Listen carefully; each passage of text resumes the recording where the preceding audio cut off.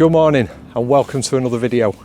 I've come to Dunham Massey, which is another deer park. Now I know I've already brought a video to you only a couple of weeks ago of Tatton Park, and last week I was meant to go out with Mark Humphrey, who has a YouTube channel, and photograph with him, and he went to Tatton Park on the Saturday, but I got a back injury and it kind of put me out completely last weekend. And I wanted to get out this weekend because, as you can see, the weather is just glorious. But I had to limit how far I can travel because of my back. So I've come to Dunham Massey and I've come to try and get photographs of the deer that they've got here. Now, the deer in Dunham Massey are different to the deer that they've got at Tatton Park. There's no red deer at all. It's all fallow deer. And I'm hoping that we can get some fantastic shots of the fallow deer. I think the rut's probably been and gone for the fallow deer. They begin a little bit earlier than the red deer, so we've probably missed that, but we should still get some nice photographs of the fallow deer stags with their huge big antlers. So come along for the journey and see what we see.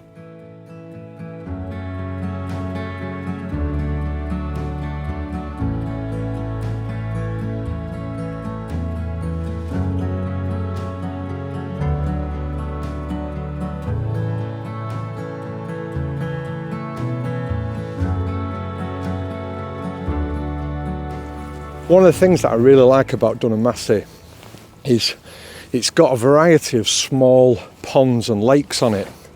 And if you come early in the morning, what you get is a beautiful amount of mist lifting off the top of the water. So what we've had this morning, we've come to the first lake, and I'm just going to spin the camera around so you can see. Now, hopefully, the camera is picking that up. But what we've got is a beautiful amount of mist hovering just over the water, and then we've got that golden morning light that's just peeking through the mist. And what we've got here on this pond is a collection of tufted ducks, and I think they make fantastic there's two coots that are considering having a bit of a scrap. Tufted ducks are very photogenic, and they've got a beautiful golden eye, they've got that tuft on the back of the head, and they're actually a diving duck. So what I've been doing is lay flat on the ground, because whenever you're photographing water, you want to be as close, your lens wants to be as close to that water as you can possibly get it, so that you've got a lovely view of the duck and a lovely diffused background behind it. And then obviously there's the mist thrown in there just to give that little bit of atmosphere. But we've got lots and lots of different ducks on the water right now, so I'm just going to crack on and get some photographs for you.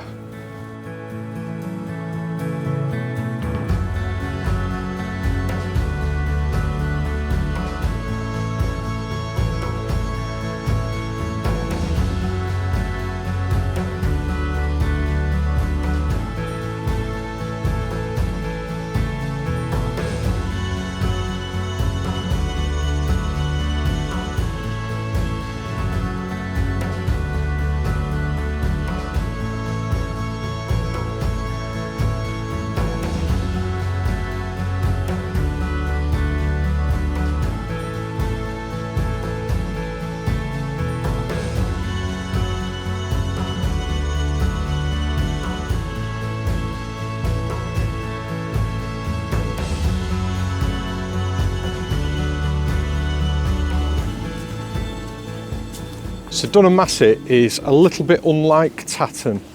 It's smaller, for a start, much smaller. So you've got, there's a deer running across now. You've got less ground to cover. There are areas where you can't go. There are lots of deer sanctuaries, which means you are restricted and the places that you can go to photograph the deer. So you're kind of reliant on them being in an area where you can photograph. And it's all wooded. So there's very little open plains, which for me creates some really quite magical opportunities for photography. Now they don't have any red deer here, it's all fallow deer.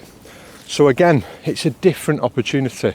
When you go to Tatton, you do tend to go for there's a big herd of hinds coming over this way for fallow deer. So I'm going to put the camera down and see if I can get some shots.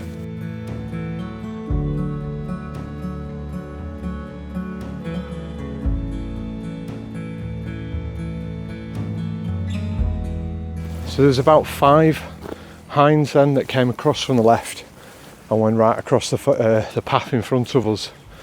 Unfortunately, they kept in the shade, so I've got a little bit of video footage, but they didn't really present any opportunity for photographs. But we'll keep on moving through and keep looking and see what we find.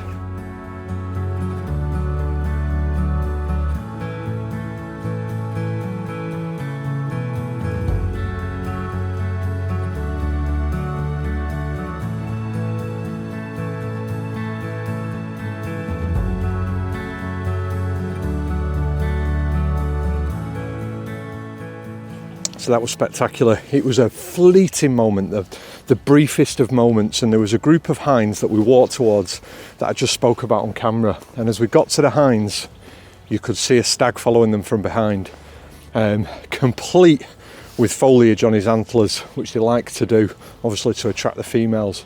The hinds continued to move across and cross the path that we're going back to, but the stag paused just momentarily, but it was long enough for me to get the shot.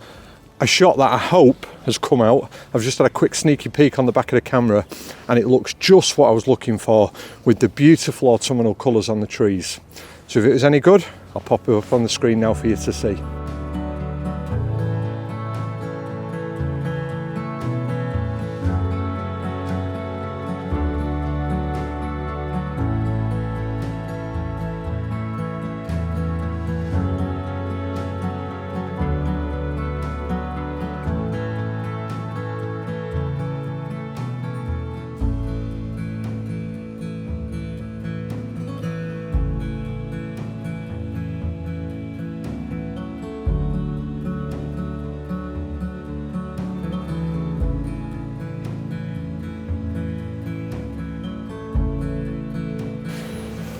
So we found a big male, and he's got quite a harem.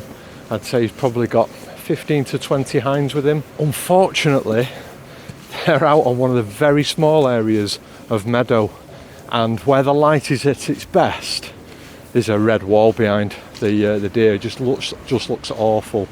So I'm trying to move around now to get a position where I've got some of the autumnal colours in the trees that I can use as that backdrop.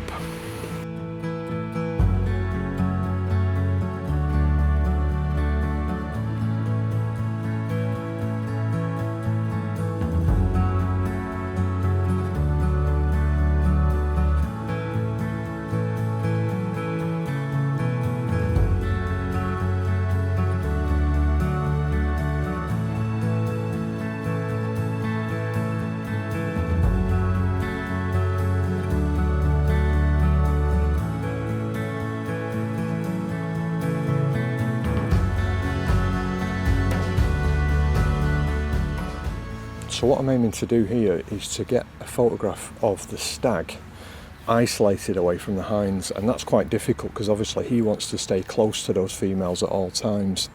And then the other kind of challenges that you've got in a deer park is obviously there are lots of man-made structures. So we've got a building over to the left, there's a red brick wall in the background, and then all the trees in Dunham Massey have got deer protectors around the bottom of them, which are wooden structures, but again they're not natural. So all the time what you're trying to do is isolate your subject, so you've got a really nice clear background and nothing man-made in the shot whatsoever, because the minute you get that, the shot's ruined. And so they're constantly, when I'm looking through the viewfinder, I've got my left eye open so that I'm constantly viewing to see, is somebody going to walk into the shot? Are they moving towards an area that's got a man-made structure in it? And you have to give all those considerations, which makes it a challenge. A lot of people think you come to a deer park, it's dead straightforward, it's dead easy to get great shots because the deers are there and you've not got to go looking for them. But there are challenges. There are challenges to photographing deer in a deer park.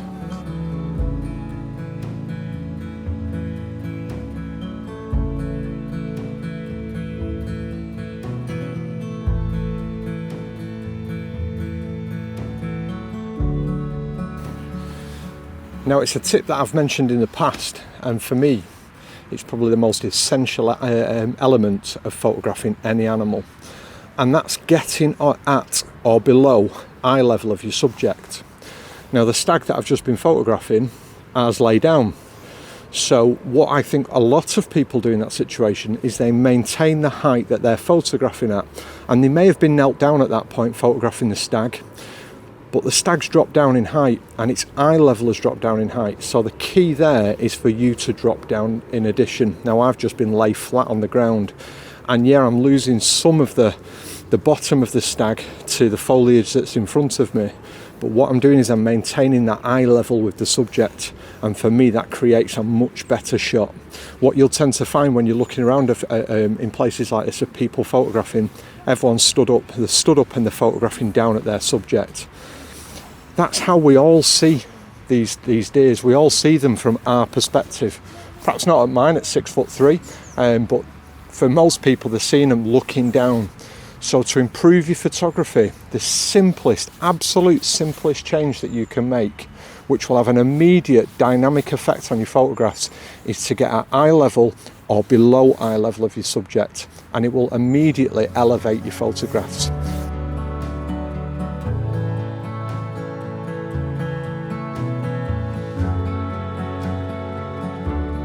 I'm hoping to demonstrate the difference between eye level and below eye level in these two photographs.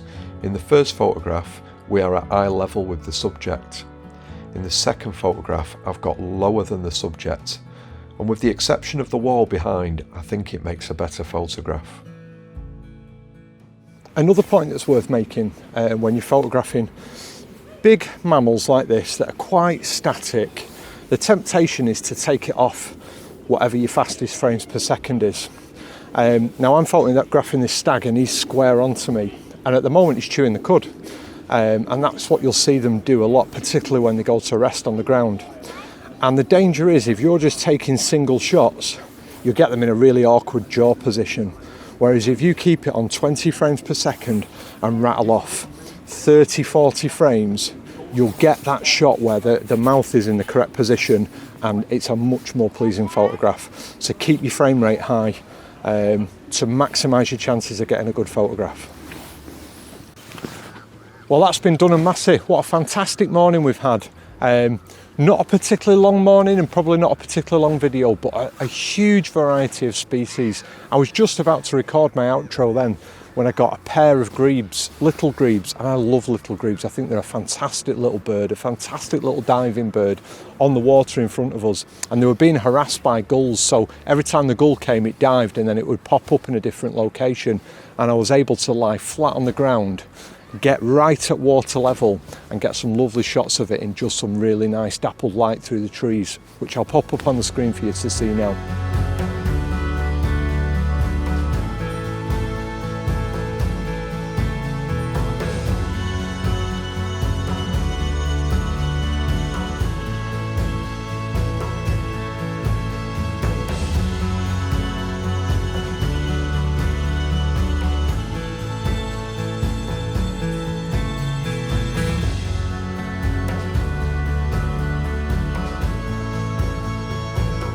Well, I hope you've enjoyed this video. If you have, give it a like. If you want to drop me a comment in the comment below, please consider doing so. I respond to every single comment. We've got a buyacoffee.com website now, and if you want to show us some appreciation, please consider going on that website and buying us a coffee. Every little donation helps to fund the channel. And until next time, ta-ra!